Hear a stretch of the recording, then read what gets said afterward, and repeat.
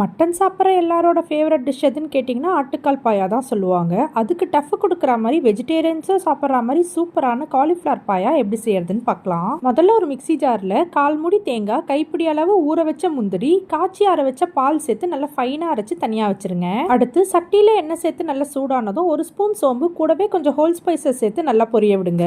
இது கூட ஸ்லைஸ் பண்ணி வச்சிருக்க 3 வெங்காயம், காரத்துக்கு ஏற்ற மாதிரி 4-5 பச்சை மிளகாவை சேர்த்து நல்லா வதக்கிக்கலாம். வெங்காயம் லைட்டாக கலர் மாதிரி வந்ததும் 1/2 ஸ்பூன் இஞ்சி பூண்டு பேஸ்ட் சேர்த்து பச்சை வாசனை போற வரைக்கும் நல்லா வதக்கிக்கோங்க. அடுத்து ஒரு கைப்பிடி அளவு புதினா, ஏற்கனவே 50% வேக வச்ச காலிஃப்ளவர் சேர்த்து நல்லா வதக்கி விட்டு தேவையான அளவு உப்பு, கொஞ்சமா தண்ணி சேர்த்து மூடி போட்டு ஒரு 10 நிமிஷம் காலிஃப்ளவர் நல்லா வேக வச்சுக்கோங்க.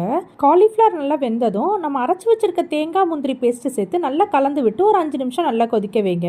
இதெல்லாம் நல்லா கொதிச்சு வந்ததும் 1 கப் அளவு நல்ல திக்கான தேங்காய் பால் கூடவே 2 ஸ்பூன் அளவு ஃப்ரெஷ் கிரீம் சேர்த்து நல்லா கலந்து விட்டு ஒரு 2 நிமிஷம் நல்லா கொதி வந்ததும் பொடியா கட் பண்ணி வச்சிருக்க கொத்தமல்லி போட்டு சர்வ் பண்ணிக்கோங்க. ரொம்ப டேஸ்டியான காலிஃப்ளவர் பாயா சூப்பரா ரெடி ஆயிடுச்சு. இது இடியாப்பம், ஆப்பம், இட்லி, தோசைக்கு ரொம்ப சூப்பரான ஒரு காம்பினேஷன். நீங்களும் கண்டிப்பா ட்ரை பண்ணி பாருங்க. நாளைக்கு வேற ஒரு ரெசிபியோட பார்க்கலாம்.